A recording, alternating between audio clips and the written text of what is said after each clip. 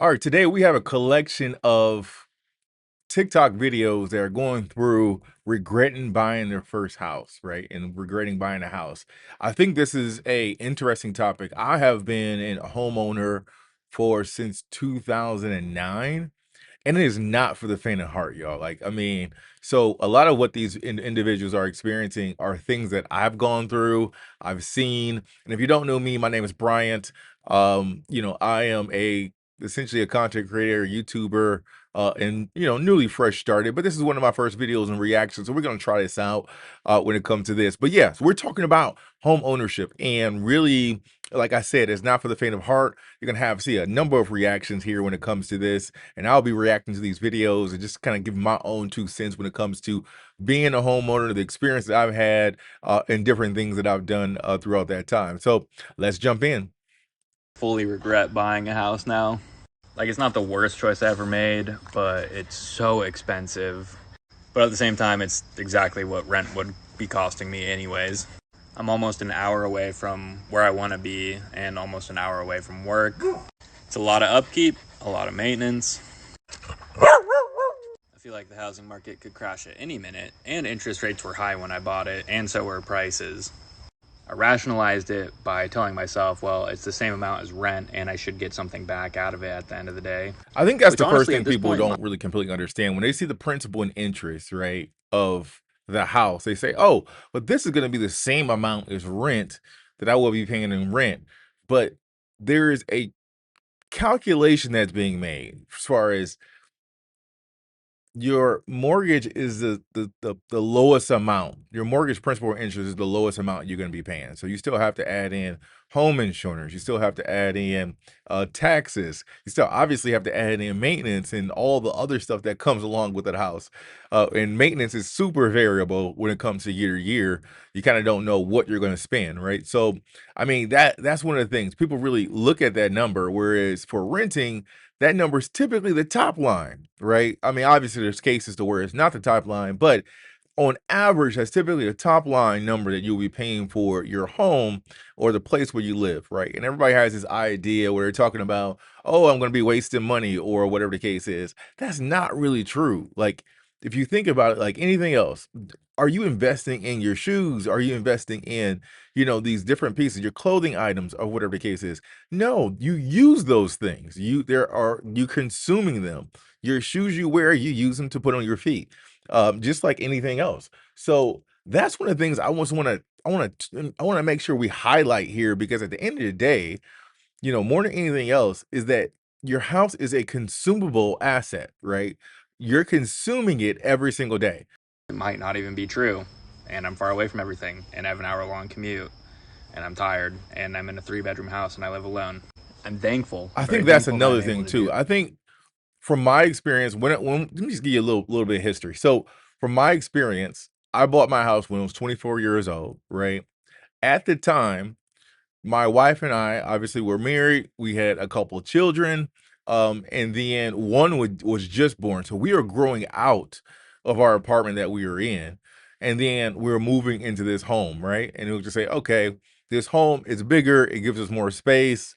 We eventually had another child after that, but the whole idea is we would have stayed in an apartment if we didn't necessarily need to, right? If we actually need to move and need to have more space, because the way we were looking at it is like, oh, if you wanted a 3 bedroom apartment, those numbers kind of get a little crazy when it comes to not only are they not very many of them as far as in supply, but the cost to kind of get one of those really goes up and it just doesn't make sense. At that time when we were buying, and like I said, when I was 24 years old in 2009, that was right after the financial crisis, and we were pretty much still going through it. The housing market was in shambles. We bought our house foreclosed, which it just made a lot of sense there because in Detroit area, it was really kind of, I wouldn't say run down, but it experienced that hurt and that pain from the housing market and the housing crash quite a bit more than some other sectors of the other economy in other states and cities. So, like I said, that's one of the things to kind of keep in mind there of just like thinking about that. If you're looking at a house, rent is like typically the top line, whereas your mortgage principal and interest is typically the bottom line number you're going to be paying per month. this. Don't get me wrong. I just don't know if it was the right choice, and I'm stressing over it right now. I've only been here for like 8 months. I don't know what to do. I think I fully regret buying a house now. Like, it's not the worst choice I ever made, but it's so expensive. But at the same time, it's exactly what rent would be costing me anyways. I'm almost an hour away from. I do not regret much, but I do regret buying my house, and I bought my house in 2023 at 28 years old. All right, so the couple I want to share from my personal experience, number one is lack of flexibility. Number two is HOA and assessment cost. Number three is total opportunity cost. Then we have underestimating the total cost of home ownership, as well as added stress and social pressure and financial false signaling that comes with home ownership. So for number one, lack of flexibility. So when you buy a home, it ties you to one place. All right, so this is super true, right? At the end of the day, when you buy a house, you should be looking to stay there between 5 and 10 years. That's the only way you can, one, you're going to get your money back. And for the most part, you still won't get your money back. But that's the only way you're going to get some type of appreciation if you stay there for a longer period of time. But you're then locked into that particular area, right? That doesn't mean you can't move, but you're still locked in there. You have some type of, I guess, equity and presence in whatever that town, city, or state that is. So if you don't necessarily want to be there, you shouldn't be buying a house there. Not unless it's like, hey, you're buying a house and then to rent it out and then do some other stuff. But that's a whole different story. I'm talking about your primary residence, right? When it comes to actually sitting down and doing the math there, you really need to stay there in a good period of time. So you have to have somewhere you actually like to be. And that's what he's talking about. He's saying, hey, listen, at the end of the day, this is something that you're going to have to be there for a little while in order to, that's a realization you need to have. To get into the house and you don't get that money back, it doesn't go towards the house, and you have to pay to sell the house. And it is very costly and it's very risky. So in a This is a good point he's making. He's saying not only do you have to put up money to purchase the house in the first place, but when you come to sell. So like, one of the things that we actually did, we moved out to California for a few years when I got a new job or whatever the case is. This is back in 2018 or so. During that time, we were trying to sell the house. And people don't really understand is that you have to actually put something, whether it be upgrading the house or providing concessions or doing whatever for that new homeowner or a new buyer. That happens a lot. And these things can fall through. Everybody just thinks that, just selling a house is just so easy. Right now in 2026, there are a lot of homes that are actually sitting on the market longer and longer and longer for people that actually want to move, right? So that's some things that you have to understand when it comes to purchasing a house. have to sell for whatever reason, you can lose money. And if you can sell, you might end up being a accidental landlord, and even at worst, a long distance landlord. And that's what we fell into. So we weren't able to sell, right? And then so we end up becoming, one, an accidental landlord, and then two, a long distance landlord. We had a property here in Michigan, and we actually had two properties here in Michigan, and then we are out in California trying to manage them. And it was, we have property managers and whatnot, but you have to be able to trust those individuals, right? That you have your home that you're living in, that you just don't have everyday sight over. You can't see it, you can't feel it, you don't understand what the neighborhood's doing, right? There's a lot of things that are happening there that you need to make sure you consider. Like, again, so you have to be there, or you have to have a clear plan if you're not. Which is not the easiest. And so second is HOA costs. So some homes, single family residents have HOA, and some condos have HOA. So my condo in Miami, when I purchased in 2023 and I signed the documents, it was $700 a month. I know it's crazy. Well, January 1st of 2024, it went up to $1,000. HOA fees were straight up eat you alive. I've never had a home with HOA fees, so I can't talk from personal experience. However, one of my previous jobs was a property manager, or a product manager for a property management software company, and we heard those stories all the time, right? When it comes to, HOAs and, what they charge and the things they do in order to evict or make a lien on the property or whatever the case is. It's a lot of things that kind of go along with it. I would just stay clear of it, man. It is, I mean, just even right here, we're saying like 700 to 1,000 per month is pretty ridiculous. HOA fees. So HOA fees don't build any equity, and they always increase over time. Very hardly do they decrease. And yet I found out very quickly. So Also, there's added assessments and special assessments, which raise the total cost, and that also just happened to me January 1st of 2025. I don't want to go into the reasons for mine just because it would be lengthy, but I can if someone is curious. But now I have a $395 assessment that is to be paid for the next 5 years on a monthly basis, on top of the mortgage, on top of the HOA, which is increase the total cost of ownership month to month. The third one on my list is opportunity cost. I personally put down 25% down payment in order to purchase my home. 25%. I became a homeowner at 22 years old, and I instantly regretted that shit, bro. I'm not gonna lie. I'm gonna tell you why I regretted it though. So I ended up putting 78,000. So first off, him putting down $78,000 is very good for a 22-year-old. So whatever he's doing, keep doing it, because having $78,000 cash to put down on a property is pretty remarkable to be 22 years old. So I don't know what he's doing, but hats off to him, man. Hats off to you. Right? And once you get your house, right, you become house poor. Okay? Now, everybody's not gonna be house poor. I was house poor. I'm speaking from my experience, bro. I'm young as shit, buying a house. I'm house poor at this point. I'm like, damn. You know what I'm saying? I did not really gauge all the maintenance that it took to take care of a house. On top of that, I had to put work into the house. They sold us the house, right? Sold the house with mold in it. How did I not know it was mold in it? Did you not get an inspector? Yeah, I had an inspector. This what these dirty, nasty, gritty people did. Scantless, right? They painted over the mold so thick that the detectors couldn't get it. And it didn't even smell like mold down there, nothing. It was all dry, right?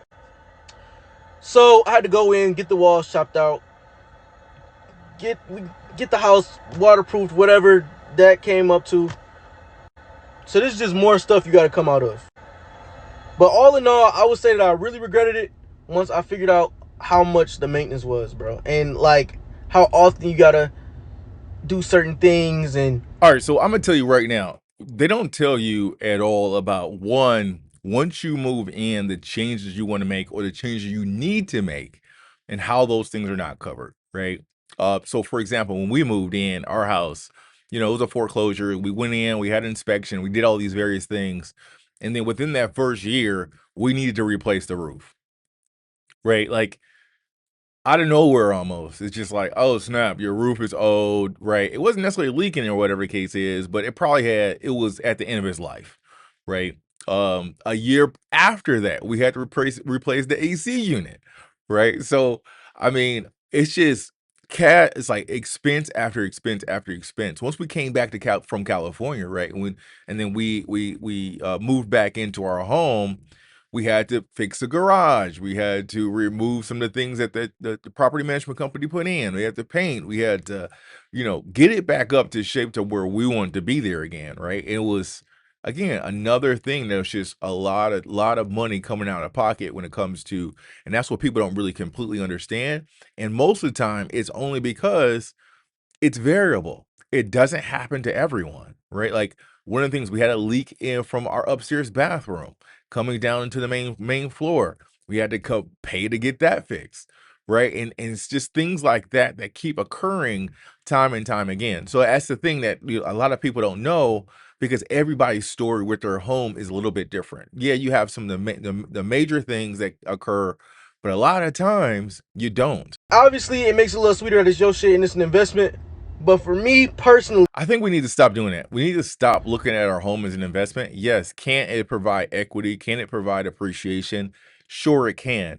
But you're living in it, and it's depreciating every single day you're using it, right? Like I said, at the end of the day, as far as the materials, the exterior construction, right? Every day you're living in this place, you're consuming it, right? So things break, right? Things, like things, you need to replace the floor. You need to, update the kitchen, or, maybe have some bathroom issues. That's the whole thing about it. And I think we don't talk about that enough. Now the house is about to sell. I actually don't know what I'm gonna do with the cash that I do get from the house. Obviously, I might invest in another property. I think that's where my head's at. But just something to like rent out or something. You know what I'm saying? Not to live in. I can't do it. I'd rather live in an apartment. I'm gonna be honest. You can call me crazy all you want, but I just feel like at this point in my life, I should be living in an apartment. Let's take a quick look at his comments here, man. Like look at this here. What it says.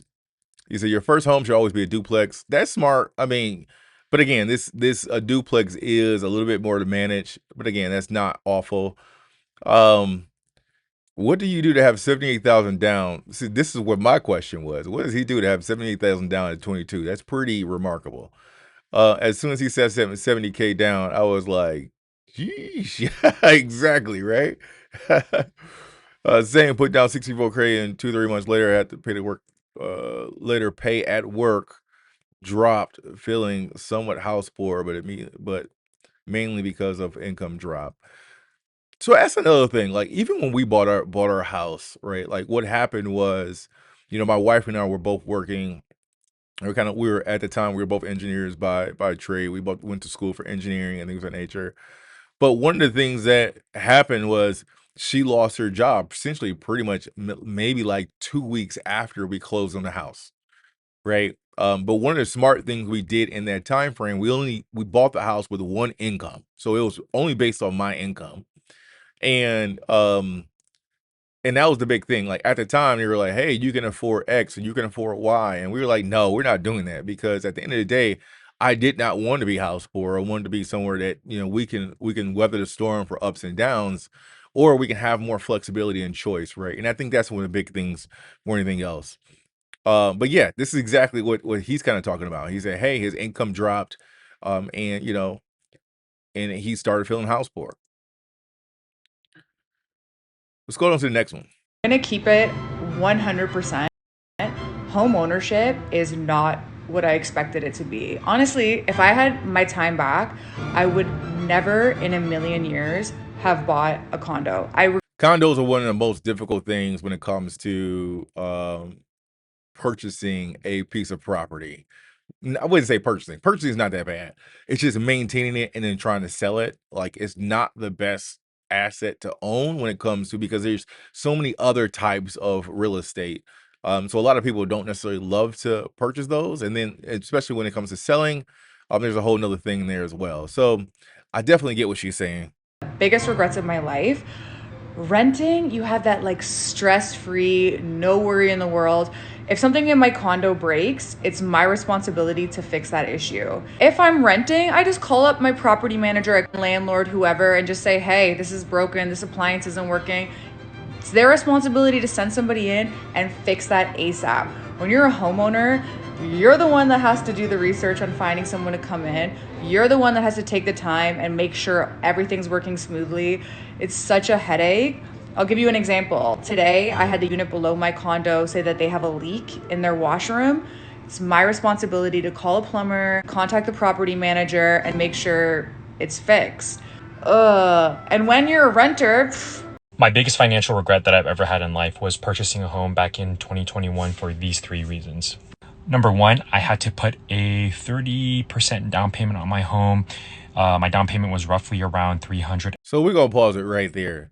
His down payment was $330,000 for it. I think he ended up going and says that he bought his home was $910,000, which in itself is just crazy, right? Um, I understand, and he lives in California and things of that nature, but still, that's just wild, man. Like you have again $330,000 cash in order to put into a property to live in, where you don't necessarily have to do that in other situations. If you just did want to rent, for example, you're not shelling out all that cash out front. You can use it to invest, you can use it to do other things and allow it to grow. Because isn't that the same thing you're doing with your home? Is that you want the money to grow because you're seeing it as an investment. When it's really not an investment because you're consuming it. So that's a whole nother thing. It's just very interesting to see how the logic and in the minds of individuals are when it comes to this topic. I bought my 2-bedroom, 3-bath townhome for $910,000. And the reason why we had to put so much down at the time was just because of my income. I was only making around, I think, $100,000 to $110,000. That was the only way we could get the math work. Now, my monthly mortgage payment, if you factor in interest, taxes, HOA, etc., it's roughly around $4,200. If I was renting right now, I could probably rent a really nice 2-bedroom condo or apartment for $3,500. So that would save me $700 a month. However, had I just not bought a home, I could have taken that $300 and $10,000, $20,000 that I used as a down payment and just invested in the stock. So some of you may know we're on our journey to buying our second home. I asked you guys for advice because I wanted to know what's your biggest regret about when you purchased. I have the top 4 that you guys picked. Coming in hot at number 1, you all said never buy a house with an HOA.